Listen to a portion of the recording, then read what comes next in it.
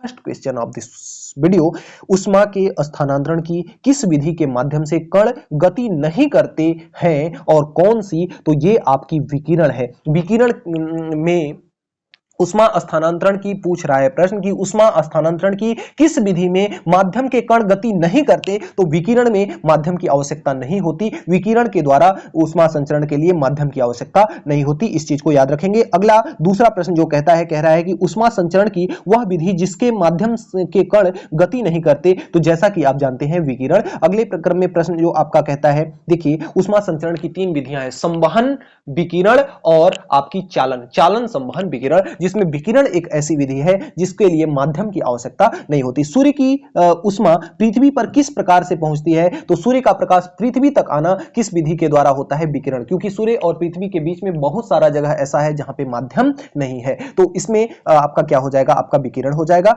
अगले क्रम में जो आपका प्रश्न है, कह रहा है कि जिस ताप पर कोई द्रव उष्मा पाकर वाष्प में बदलता है उसे हम कहते हैं क्वथनांक, और जिसमें वह उष्मा को घटा करके बर्फ में बदलता है उसको कहते हैं हम क्या? उसको कहते हैं हिमांक। उसको क्या कहते हैं? हिमांक, या उसी को कहते हैं गलनांक, यानी कि उबलने वाले पॉइंट को क्वथनांक, जमने वाले पॉइंट को हिमांक या गलनांक कहते हैं। अगले क्रम में जो आपका पांचवा प्रश्न है, कहता है कि कौन सा उष्मा का सर्वोत्तम चालक है, तो जो पारा है उष्मा का सर्वोत्तम चालक है, याद रखिएगा, सर्वोत्तम चालक पारा है उष्मा का। अगले क्रम में कह रहा है कि चांदी की उष्मीय चालकता तांबे की उष्मीय चालकता की अपेक्षा क्या होती है? चांदी की उष्मीय चालकता सबसे अधिक होती है, क्योंकि चांदी उष्मा का सबसे अच्छा चालक होता है। अगले क्रम में जो आपका प्रश्न है, कह रहा है कि उष्मा संचरण के किस विधि में पदार्थ के अणु एक स्थान से दूसरे स्थान तक स्वयं जाते हैं? चालन के द्वारा। देखिए, जब आप एक राड को, एक छड़ को गर्म करते हैं, तो छड़ का अगर आप इस सिरे को क्या करते हैं, अगर गर्म करते हैं, तो छड़ का यह भी सिरा अपने आप गर्म हो जाता है, जिस विधि को हम कहते हैं चालन विधि। अगले क्रम में आपका प्रश्न है, कहता है कि बोलोमीटर एक यंत्र है जो कि किसको मापता है? उसमें विकिरण को किसमें मापा जाता है? बोलोमीटर में मापा जाता है, याद रखिएगा। अगले क्रम में कहता है कि द्रवों तथा गैसों में उष्मा का स्थानांतरण किस विधि में होता है? द्रवों तथा गैसों में उष्मा का स्थानांतरण हमेशा आपकी किस विधि में, कौन सा किस में होता है? संवहन विधि में। और ठोसों में हमेशा उष्मा का स्थानांतरण किस में होता है? चालन विधि द्वारा होता है। और यदि हम विकिरण की बात करें तो विकिरण हमेशा केवल गैसों में होता है और द्रव में नहीं होता है। विकिरण द्रव में नहीं होता, केवल गैसों में पाया जाता है। विद्युत केतली में पानी गर्म किसके कारण होता है? संवहन के द्वारा होता है। संवहन किसको कहते हैं? जैसे अगर इसके बर्तन है और बर्तन में आपका क्या भरा हुआ है? जल।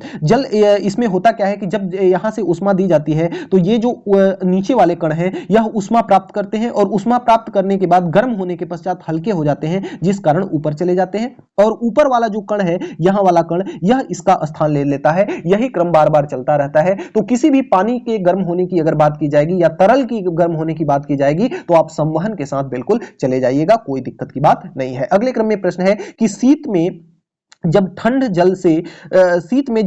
से जल जम जाता है तब मछलियां, अन्य जीव कैसे जिंदा रहते हैं, जीवित रह सकते हैं? क्योंकि जल का केवल ऊपरी परत ही जमता है। हमने पिछले वीडियो में चर्चा किया था कि ऊपर चाहे कितना भी बर्फ जम जाए, जो जल के तली का जो आपका तापमान है वह हमेशा 4 डिग्री सेंटीग्रेड होता है। इसी कारण जल के अंदर मछलियां तथा अन्य जलीय जीव जिंदा रह पाते हैं। इंपॉर्टेंट प्रश्न है, निश्चित तौर पर याद रखिएगा। अगला प्रश्न है कि कड़े जाड़े में झील की सतह हिम शीतित हो जाती है, किंतु उसके तल में जल द्रव अवस्था में ही बना रहता है, यानी कि किसी झील का ऊपरी भाग क्या हो जाता है? जम जाता है, लेकिन नीचे जो पानी होता है वह पानी के ही फॉर्म में होता है, जल के ही अवस्था में होता है। तो यह किस कारण से होता है? तो जल की सघनता 4 डिग्री सेंटीग्रेड पर अधिकतम होती है। जल की जो सघनता 40 नहीं, इसको आप 4 डिग्री सेंटीग्रेड बना दीजिएगा। देखिए थोड़ी सी टाइपिंग में मिसप्रिंट हो गया है, जिसे आप संभाल लेंगे कि 4 डिग्री सेंटीग्रेड पर जल की जो सघनता होती है, घनत्व जो होता है, अधिक होता है। इस कारण वन्य जीव भी क्या होते हैं? जलीय जीव भी जिंदा रहते हैं। एक टेबल पंखे को बंद कमरे में चलाने पर कमरे की हवा कैसी हो जाती है? गर्म हो जाती है। इस चीज को याद रखिएगा, बंद कमरे में जब चलाया जाएगा तो उसके कमरे की हवा क्या हो जाएगी? गर्म हो जाएगी। क्यों गर्म होगी? थोड़ा सा इसके बारे में चर्चा करते हैं, एकदम लॉजिक के साथ समझते हैं। देखिए,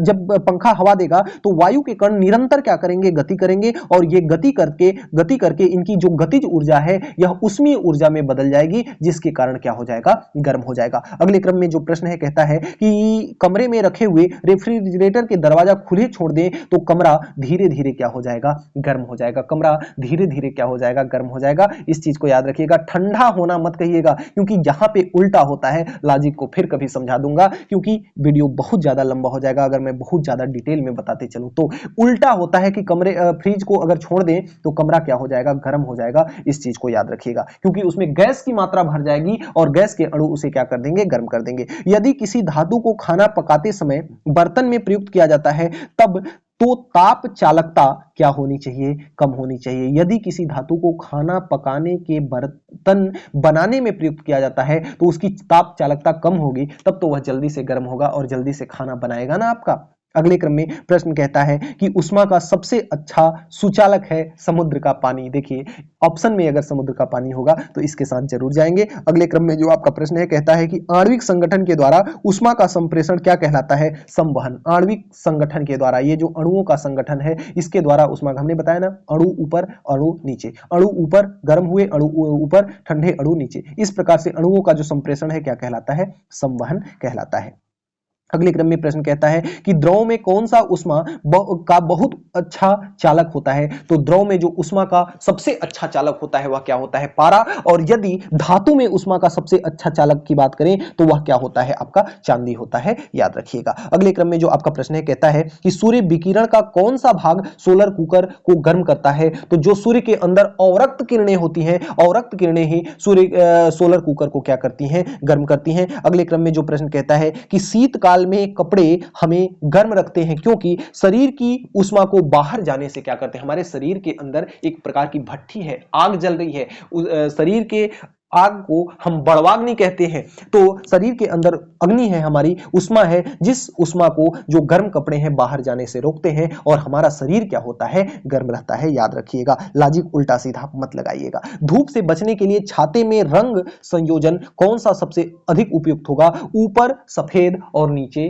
काला। सफेद रंग उष्मा का क्या करता है, उष्मा का अवशोषण करता है। सफेद रंग उष्मा का उत्सर्जन करता है और जो ब्लैक रंग होता है, काला रंग होता है, वह उष्मा का क्या करता है, अवशोषण। उष्मा का सबसे अच्छा अवशोषण कौन सा रंग होता है, तो वह काला होता है। और सबसे अच्छा उत्सर्जक कौन होता है, सबसे अच्छा उत्सर्जक कौन होता है, सफेद। इस चीज को याद रखिएगा। अगले क्रम में जो आपका प्रश्न है, अफ्रीका की काली त्वचा वाले व्यक्ति ब्रिटेन के सफेद त्वचा वाले व्यक्तियों की तुलना में अधिक गर्मी महसूस करते हैं। काली त्वचा वाले, हमने बताया ना कि काला वस्तु जो होती है वह उष्मा का अवशोषण करता है। तो काला त्वचा वाले जो व्यक्ति हैं उष्मा को अवशोषित करेंगे, अपनी अंदर खींचेंगे ज्यादा, तो उसको वे क्या करेंगे, ज्यादा गर्मी का एहसास करेंगे। और जो सफेद गोरे लोग हैं, सफेद गोरे लोगों को जो गर्मी है वह कम लगेगी क्योंकि सफेद उष्मा का क्या होता है, उत्सर्जक होता है। इस चीज को याद रखिएगा। लॉजिक के साथ कह रहा है कि सुबह का सूरज इतना गर्म नहीं होता जितना कि दोपहर का, क्योंकि सुबह के समय में, सुना नहीं, सुबह के समय सूरज की किरणों को अंतरिक्ष में अधिक दूरी तय करनी पड़ती है। देखिए पृथ्वी की जो संरचना होती है, पृथ्वी की जो कक्षा होती है कुछ इस प्रकार से होती है। पृथ्वी इस तरह से कक्षा में चक्कर लगाता है और सूर्य कहीं पे यहाँ पे स्थिर रहता है। तो सुबह के समय में ये जो दूरी होती है कम होती है और दोपहर के समय में ये सुबह के समय में ये दूरी अधिक होती है और दोपहर के समय में ये दूरी कम हो जाती है। यानी हम यहाँ से घूम करके यहाँ पहुंच जाते हैं, सुबह यहाँ होते हैं, दोपहर में यहाँ हो जाते हैं, यहाँ से सूर्य नजदीक हो जाता है, जिसके कारण हमें दोपहर में अधिक गर्मी का एहसास होता है। काले वस्त्रों के मुकाबले श्वेत वस्त्र शीतल क्यों होते हैं, अब इसको बताने की जरूरत नहीं है, इसको हमने बार बार आपसे चिल्ला चिल्ला करके बता दिया। ऊनी कपड़े सूती वस्त्रों के अपेक्षा गर्म होते हैं क्योंकि वे ताप के अच्छे रोधक होते हैं। हमें ऊनी कपड़े गर्मी क्यों महसूस कराते हैं, क्योंकि हमारे शरीर का जो तापमान है उसे बाहर नहीं जाने देते, इसलिए हमारा शरीर क्या हो जाता है, गर्म हो जाता है। तो वे ताप के अच्छे रोधक यानी कि रोकने वाले होते हैं, इसलिए ये क्या करते हैं, सूती वस्त्रों की तुलना में ज्यादा गर्म होते हैं। अगले क्रम में प्रश्न कहता है कि किसके द्वारा अधिक ज्वालक पैदा होता है, तो भाप के द्वारा अधिक ज्वालक पैदा होता है। अगले क्रम में प्रश्न कहता है वायुमंडल में आर्द्रता, आर्द्रता का मतलब होता है नमी, की उपस्थिति एक ऐसे स्टील के गिलास के बाह्य सतह पर जल की बूंद देखकर सुनिश्चित की जाती है जो क्या भरा हो, ठंडे जल से क्या है, भरा हो। जो कैसे भरा हो, ठंडे जल से भरा हो। अगले क्रम में जो आपका प्रश्न कहता है अच्छे उत्सर्जक अच्छे अवशोषक होते हैं, यह नियम है किसका, किरचॉफ का नियम, याद रखिएगा। अच्छे अवशोषक और अच्छे उत्सर्जक से संबंधित किसका नियम है? वैज्ञानिक किरचॉफ का नियम है। किसी कृष्णिका के एक रंग पृष्ठीय क्षेत्रफल के प्रति सेकंड उत्सर्जित विकिरण ऊर्जा उसमें परम ताप के चतुर्थ धातु के अनुक्रमानुपाती होता है, यह किसका नियम है? स्टीफन का नियम है। स्टीफन का नियम कहता है कि किसी कृष्णिका के एकांक पृष्ठीय क्षेत्रफल से प्रति सेकंड उत्सर्जित उस विकिरण ऊर्जा जो होती है परम ताप के चतुर्थ घात के अनुक्रमानुपाती होता है। स्टीफन का नियम है, याद रखिएगा। अगले क्रम में जो प्रश्न आपका है, कह रहा है कि किसी वस्तु के ठंडे होने की दर वस्तु तथा उसके चारों ओर के माध्यम के तापांतर के अनुक्रमानुपाती होता है, यह किसका नियम है? यह न्यूटन का शीतलन नियम है। न्यूटन का कौन सा नियम है? शीतलन नियम है। अगले क्रम में जो आपका प्रश्न है, न्यूटन का शीतलन नियम लागू तभी होता है जब ताप में बहुत ज्यादा अंतर न हो। जब दो वस्तुओं के तापों में बहुत ज्यादा अंतर न हो तब आपका न्यूटन का शीतलन नियम लागू होता है। अगले क्रम में प्रश्न कहता है कि गर्म जल 900 डिग्री सेंटीग्रेड से 800 डिग्री सेंटीग्रेड तक ठंडा होने में 900 नहीं, ये आपका 90 डिग्री सेंटीग्रेड होगा। यहाँ पे 0 सेंटीग्रेड में प्रिंट हो गया है, देखिएगा थोड़ा सा मिला लीजिएगा। यहाँ पे कह रहा है कि 90 डिग्री सेंटीग्रेड से 800 डिग्री से 80 डिग्री सेंटीग्रेड तक ठंडा होने में 10 मिनट लगते हैं, तो 800 से 700 ठंडा होने में कितना लगेगा? 100 डिग्री सेंटीग्रेड ही लगेगा, क्योंकि 800 नहीं 80 से 70, 90 से 80 होने में 10 सेकेंड 10 मिनट, तो 70 से 80 से 70 होने में फिर से कितना लगेंगे? 10 सेकेंड, यानी कि समान समय लगेगा क्योंकि तापांतर क्या है? समान है। 32वां प्रश्न कहता है कि गर्म जल 900 डिग्री सेंटीग्रेड से 800 डिग्री सेंटीग्रेड ठंडा होने में 10 मिनट लेता है।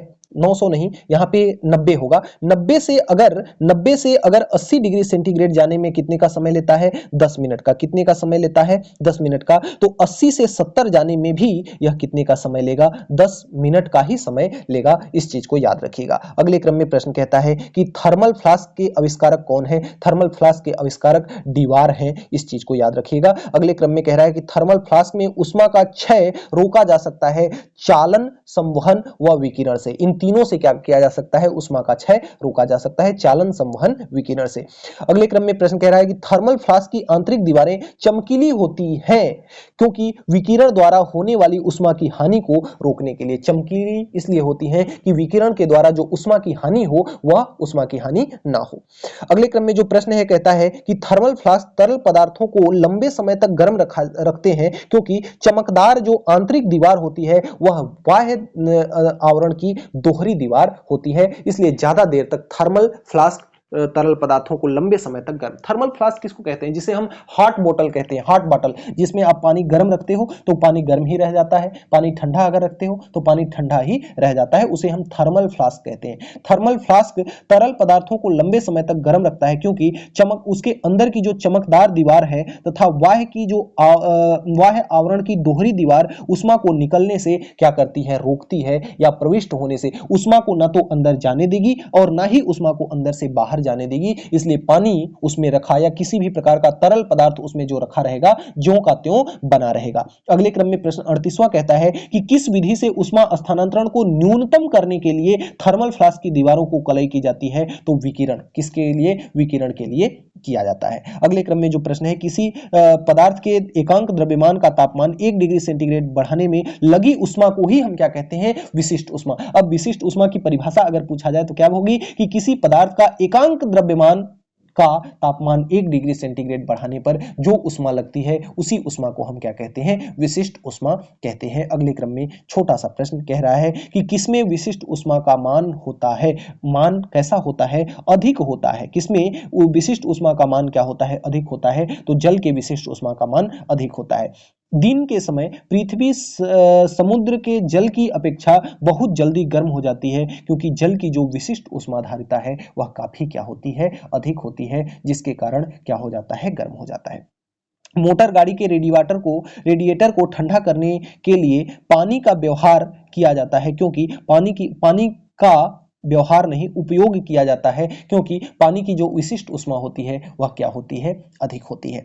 अगले क्रम में तापी इंजनों का अनुप्रयोग किसमें होता है, रॉकेट प्रौद्योगिकी में तापी इंजनों का प्रयोग होता है। निम्न तापमापी परीक्षण किस ताप पर किया जाता है, तो -196 डिग्री सेंटीग्रेड पर निम्न तापमापी का परीक्षण किया जाता है। अगले क्रम में प्रश्न कहता है न्यून तापमापों का अनुप्रयोग होता है, तो जो अंतरिक्ष यात्रा या चुंबकीय यात्रा या चुंबकीय प्रोत्थापन की दूरी में किया जाता है, दूरमिति में किया जाता है, यानी दूरी के मापने में किसी भी चुंबकीय यात्रा या अंतरिक्ष यात्रा या चुंबकीय प्रोत्थापन यानी कि चुंबक को एक जगह से दूसरे जगह तक चुंबकीय क्षेत्र में ले जाने में जो दूरमिति होती है, यानी उससे संबंधित जो दूरी होती है, उसका उपयोग किसमें किया जाता है, न्यून तापमापों में किया जाता है। अगले क्रम में प्रश्न जो है कह रहा है कि किसी ठोस पदार्थ के बिना द्रव में बदले सीधे वाष्प की अवस्था में परिवर्तित होने को हम कहते हैं ऊर्ध्वपातन। बिना द्रव में बदले यदि आपका कोई ठोस पदार्थ है वह सीधे सीधे उष्मा में इसमें बदल जा रहा है, गैस में बदल जा रहा है, तो उसे हम कहते हैं ऊर्ध्वपातन कहते हैं। गैस यानी कि वाष्प में बदल जा रहा है। जिस ताप पर कोई ठोस पदार्थ उष्मा पाकर द्रव में परिणत हो जाता है वह क्या कहलाता है, गलनांक। द्रव में बदलने की क्रिया क्या कहलाती है, गलनांक कहलाती है। शुद्ध पदार्थ में कोई अन्य पदार्थ मिला देने पर गलनांक पर क्या प्रभाव पड़ता है, गलनांक उसका क्या हो जाता है, घट जाता है। इस चीज को याद रखिएगा। मिश्र धातुओं के गलनांक उनके अवयवी धातुओं की अपेक्षा क्या होते हैं, निम्न। क्योंकि धातुओं में जब हम किसी और धातु को मिला देते हैं तो उसका जो आपका गलनांक होता है वह कम हो जाता है, जिसे किसी भी धातु में अन्य धातु को मिला देंगे तो उसे मिश्र धातु कहेंगे, तो गलनांक इसका क्या हो जाएगा, कम हो जाएगा, याद रखिएगा। अगले क्रम में जो आपका प्रश्न है कहता है कि द्रव से वाष्प में पदार्थ की अवस्था के परिवर्तन को हम क्या कहते हैं, द्रव से वाष्प में जो परिवर्तन होता है उस क्रिया को हम क्या कहते हैं, वाष्पन कहते हैं। तो डियर फ्रेंड्स, इस तरह से हमने टॉप 50 क्वेश्चन का डिस्कशन इस वीडियो सेशन के अंतर्गत किया, जो कि आपके एग्जाम के पॉइंट ऑफ व्यू से काफी ज्यादा इंपॉर्टेंट है। यदि आप इसी तरह की वीडियो पाना चाहते हैं तो चैनल को सब्सक्राइब करके बेल आइकन को प्रेस जरूर कर लीजिएगा, ताकि हमारे वीडियो की नोटिफिकेशन सबसे पहले आप तक पहुंच सके। मिलते हैं नेक्स्ट वीडियो में नेक्स्ट टॉपिक के साथ नेक्स्ट डे। तब तक के लिए बाय बाय, जय हिंद।